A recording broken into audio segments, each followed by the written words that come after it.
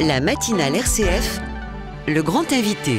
Nouvelle journée de mobilisation contre la réforme des retraites aujourd'hui et un retour possible de la violence qui inquiète alors que les premières manifestations étaient paisibles, bon enfant. Mais l'intersyndicale reste unie et appelle encore et toujours au dialogue social. Le gouvernement est lui inflexible. On en parle ce matin avec Cyril Chabagnier, le président confédéral de la CFTC. Bonjour.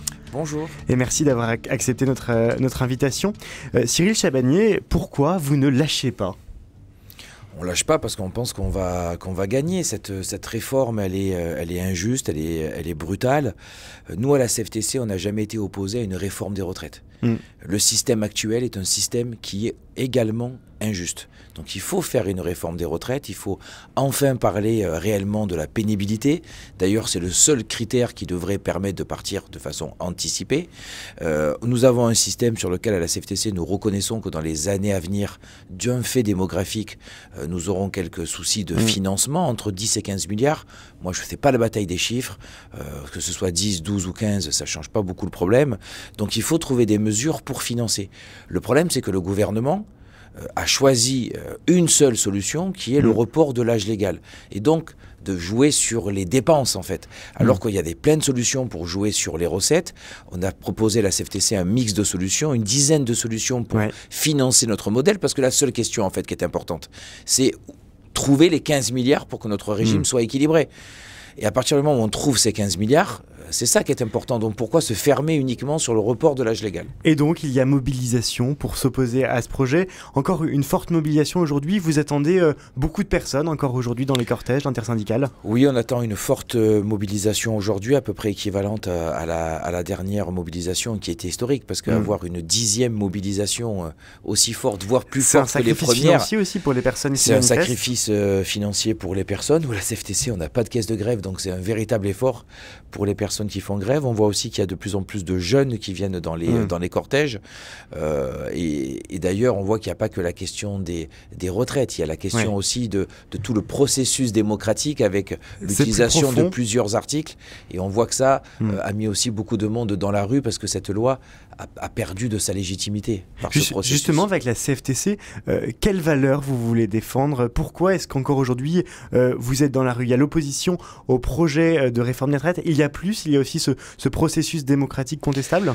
Oui, on est très légitimiste à la CFTC, on n'a pas de souci avec ça, mais au bout d'un moment, quand vous utilisez une procédure accélérée à l'Assemblée nationale, ce qui est déjà extrêmement rare, derrière vous utilisez 2 autres articles de la Constitution pour faire des votes bloqués au Sénat. C'est encore rare. Et vous finissez par un 49.3. Chaque procédure individuellement est légale, elle est constitutionnelle, on ne remet pas ça en cause à la CFTC. Mais quand vous utilisez 4 articles de la Constitution pour faire passer une loi, évidemment qu'il y a un problème de légitimité. Donc ça, c'est une première chose. Et puis, la valeur qu'on défend, c'est la valeur de la justice sociale. On a pris cette réforme à l'envers, on s'est bloqué sur une seule solution de financement. Encore une fois, voilà, il y a d'autres solutions, on veut un système juste. Je crois que la CFTC est toujours dans cette logique de dialogue social et constructif. Il n'y a pas tant de syndicats que ça qui ont dit qu'il fallait une réforme des retraites, qui ont reconnu ouvertement qu'il y avait un problème de déficit de notre système. On a juste un problème que ce gouvernement nous a empêchés de parler des solutions. Ils nous ont imposé une solution unique. Et vous savez, il n'y a jamais une solution unique. Voilà. Et c'est vrai que la CFTC, on n'a pas l'habitude de la voir dans la rue. Je me rappelle à ce micro même, ça devait être en août ou en septembre, vous disiez combien cette réforme des retraites, vous l'attendiez et vous étiez prêt à dialoguer avec le gouvernement. Ce dialogue a-t-il eu lieu ? Nous avons eu une partie du dialogue parce que cette réforme s'est faite en 3 phases. Et nous avons eu une phase sur l'emploi des seniors qui est vraiment un enjeu majeur, sur la pénibilité, sur les carrières longues, sur lesquelles on a eu de véritables échanges avec le gouvernement. Le problème, c'est que quand on a parlé du financement, là, sur ça, on avait 0 discussion possible. C'était le report de l'âge et aucune autre solution ne sera abordée. Et c'est là où tout a bloqué. Et vous avez raison, c'est pas la culture syndicale de la CFTC d'aller dans la rue.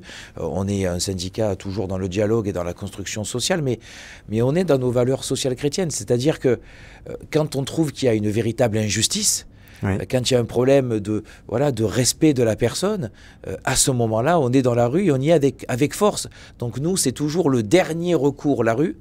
Mais quand on a cette justice sociale qui est mise en question, qu'on ne respecte pas la personne et qu'on ne respecte pas le dialogue social, on peut être dans la rue avec force. Ce dialogue social, d'ailleurs, quand avez-vous rencontré la Première ministre, Elisabeth Borne, d'ailleurs, pour la dernière fois, ou récemment, avez-vous eu des échanges avec les ministères pour justement évoquer ce texte ? La dernière rencontre physique a eu lieu au mois de janvier. Après, entre les cabinets ministériels et la Première ministre, j'ai dû la voir 2 fois quelques minutes au téléphone. Il n'y avait pas beaucoup d'échanges et de dialogues, puisqu'il y avait une ligne rouge des 2 côtés.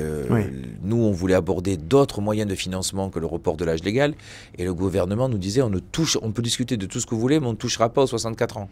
C'était compliqué. C'était dans le programme d'Emmanuel Macron aussi en 2022 quand il a été élu. Oui, c'était dans le programme, c'est une vérité, mais je crois que beaucoup de personnes, et c'est ça aussi, et je crois que c'est un véritable argument, beaucoup de personnes ont voté Emmanuel Macron au 2e tour de l'élection présidentielle, pas pour la réforme des 64 ans, et on le sait très bien. Et je crois que c'est pas parce qu'un programme est validé qu'il n'y a plus d'écoute ou plus de dialogue pendant le quinquennat. Sinon, ça serait un peu dommage. Les corps intermédiaires et les syndicats ne serviraient plus à grand-chose à ce moment-là si on votait une fois et que pendant 5 ans, il y avait un blanc-seing.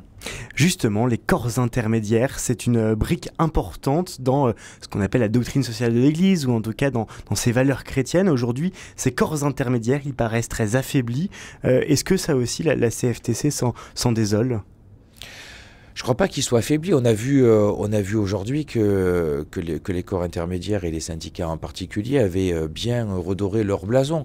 On a des adhésions qui sont en forte hausse. D'ailleurs, de l'ensemble des syndicats, on a à peu près 3 fois plus de demandes d'adhésion qu'en temps normal. On a vu aussi que, je crois que notre comportement, la façon de mener les manifestations dans le calme, d'avoir essayé de préserver, que ce soit les vacances scolaires, d'avoir modifié les jours pour que les enfants ne soient pas toujours les mêmes enfants qui aient leur professeur en grève. Enfin, on a vraiment essayé de montrer une crédibilité, une maturité. Et quand on a vu le spectacle à l'Assemblée nationale, par exemple, je crois que beaucoup de personnes se sont dit nous avons des syndicats responsables dans notre pays, et beaucoup plus que nos politiques parfois. D'ailleurs, une chose étonne, c'est l'unité de l'intersyndicale. C'est assez inédit, ça, non ?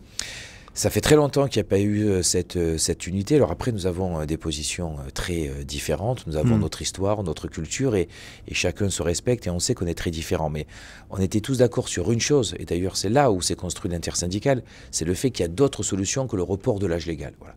Après, dans la réforme des retraites idéales que nous souhaiterions, à la CFTC, nous souhaitons un régime universel, tel que c'était envisagé à la première réforme. Avec la retraite par points. Avec la retraite par points, parce que dans nos valeurs, nous sommes universalistes, et donc nous devrions avoir un régime universel.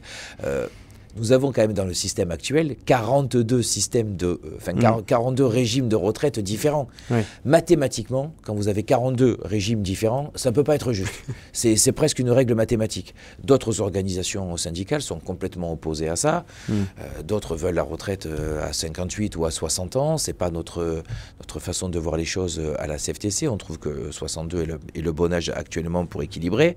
Voilà, donc nous avons beaucoup de différences sur ce que nous souhaiterions dans une réforme idéale, mais nous avons un grand point commun, c'est que le report de l'âge légal n'est pas nécessaire aujourd'hui, parce qu'on a d'autres façons de trouver les 15 milliards. L'unité syndicale, d'ailleurs, elle se poursuit dans les mobilisations, et la mobilisation d'aujourd'hui, elle se distingue parce qu'il y a des craintes de violence. Est-ce qu'elles vous inquiètent, ces violences ? Oui, elle nous inquiète. On a vu que dans les 2 dernières manifestations, les violences étaient plus importantes. On a vu que la colère avait fortement grandi. Je crois que le discours du président du mercredi dernier n'a pas apaisé les choses, bien au contraire. Et le 49.3... Vous en avez pensé quoi d'ailleurs du discours d'Emmanuel Macron mercredi dernier ? Moi, il m'a assez choqué pour 2 raisons. La première, c'est venir dire que les organisations syndicales n'ont pas voulu chercher un compromis. Je crois que mon discours aujourd'hui sur votre plateau radio montre qu'on a vraiment tout fait pour chercher un compromis, donc c'était profondément injuste comme critique, et c'est insupportable ce mensonge autour de ce triptyque des solutions où on nous dit pour les retraites il n'y a que 3 solutions, soit on baisse les pensions, c'est inconcevable, eh bien oui c'est inconcevable, soit il faut augmenter les cotisations, c'est les impôts, soit c'est le recul de l'âge légal. Non, il y a des tas d'autres choses sur les exonérations, sur l'emploi des seniors. Vous savez que si simplement on avait 15% de seniors qui travaillaient jusqu'à 62 ans, parce qu'aujourd'hui on a une personne sur 2 qui arrive à la retraite qui n'est plus en activité, ça serait déjà 10 milliards rien que sur ça. Et justement, maintenant, qu'attendez-vous, Cyril Chabagnier ? Qu'est-ce qu'attend la CFTC ? Est-ce qu'il faut repartir de zéro ? Quelle est votre demande au gouvernement ? On demande que le gouvernement retire ce projet, mais à minima qu'il mette sur pause. Voilà, minima qui mettent sur pause, qu'on renoue le dialogue, ça permettrait aussi d'apaiser un peu ce climat social. Nous allons proposer avec l'inter-syndical à la limite d'aller vers une médiation. Est-ce qu'on ne peut pas dire... Une médiation ? Oui, de mettre cette réforme sur pause, on nomme des médiateurs et on essaye de trouver une solution de sortie de crise. Vous savez, dans une entreprise, quand on est dans une crise grave, au bout d'un moment, il y a des médiateurs qui sont nommés avec des experts, avec des conseils, et on essaye de trouver ensemble des solutions. Je crois qu'aujourd'hui, si on mettait cette réforme sur pause, qu'on nommait une médiation et qu'on essayait de renouer un dialogue pour essayer de sortir par le haut, ça serait, je crois, quelque chose qui serait parfaitement dans nos valeurs. C'est-à-dire acter le fait qu'il y a un désaccord tel qu'il faut mettre des personnes pour faire le lien entre l'intersyndical et le gouvernement. Oui, parce qu'aujourd'hui, je crois que s'il n'y a pas de médiation, ça va être très compliqué de renouer le dialogue. Voilà. Donc, qui seraient ces médiateurs potentiels ? Je ne sais pas, on pourrait, ça va être à réfléchir, mais ça pourrait être des personnes qui ont une expérience politique ou qui ont été en tout cas dans des postes importants. Ça peut être des experts et des spécialistes, ça peut être d'anciens syndicalistes. Enfin voilà, peut-être un groupe de personnes qui disent, écoutez, on remet tout le monde autour de la table et on voit si on peut trouver une solution de sortie de crise, si chacun peut faire un geste, si on peut peut-être voir si on peut trouver d'autres solutions qu'uniquement l'âge, si on peut... Voilà, mais je crois qu'il faut renouer le dialogue parce que sinon on voit la situation dans laquelle on est. On est au bord d'une explosion sociale. Et on a toute une série de... sociale. Mais oui, enfin, on voit bien, et on a toute une série de personnes radicales, de casseurs qui profitent de cette situation pour mettre le chaos. Et on a tous envie de sortir de ça.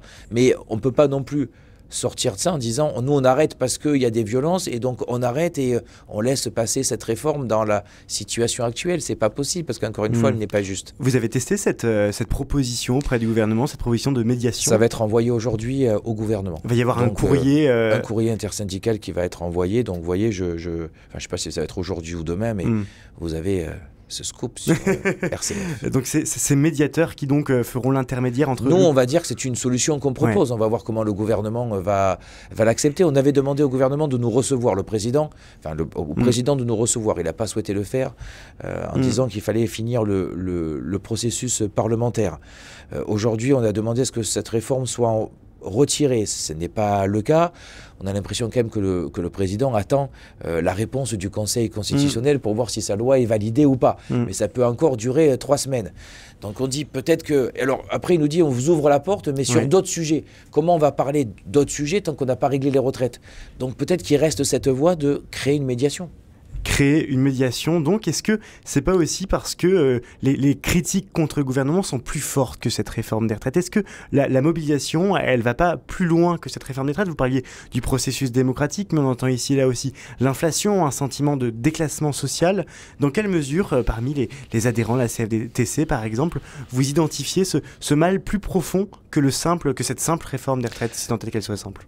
Oui, c'est évident que la réforme des retraites est un catalyseur d'autres soucis. Quand on a une inflation à 2 chiffres dans notre pays, ce qui n'est pas arrivé depuis des décennies, on a connu de l'inflation comme ça dans les années 80. Enfin, c'est quand même très très vieux. Le pouvoir d'achat est très compliqué. On voit que dans les entreprises, les augmentations de salaire ne suivent pas l'inflation. Donc il y a une crainte, il y a une colère généralisée. Démocratiquement, on voit qu'il y a quelques sujets qui se posent. Donc évidemment que cette réforme des retraites, mais c'est souvent le cas, est catalyseur de toute une série de difficultés qui sont beaucoup plus larges. Et d'ailleurs, souvent, moi je fais aussi ce constat-là sur nos manifestations. Enfin, mettre entre 1 et 3 millions de personnes dans la rue selon les journées de manifestation en plein hiver, avec une inflation si haute et des problèmes de pouvoir d'achat ou perdre du salaire, c'est extrêmement compliqué aujourd'hui. Ça veut dire que la colère, elle est quand même, et que la lutte contre cette réforme est immense. Et pour cette colère, il y a une proposition de médiation ce matin qu'on a bien entendu. Merci beaucoup Cyril Chabagnier. Je rappelle que vous êtes le président confédéral de la CFTC. Merci. Merci à vous pour l'invitation. C'est un plaisir.